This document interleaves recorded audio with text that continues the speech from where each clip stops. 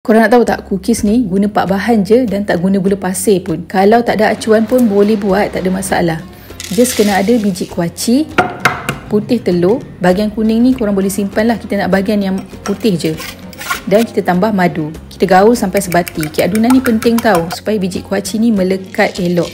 Saya gunakan acuan bulat ni dan ketebalan cookies ni buat dalam 0.5 cm je dan bakar dalam oven suhu 160°C selama 20 minit.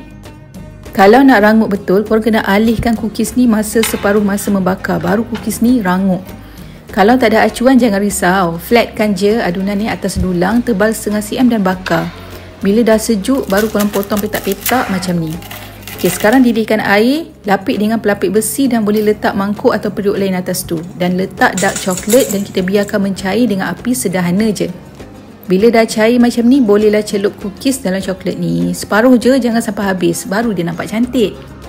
Dan bolehlah biar sekejap cookies ni duduk bawah kipas untuk bagi coklat tu mengeras. Sebab tu kita tak campur coklat tu dengan minyak tadi, supaya dia cepat keras. Dah siap.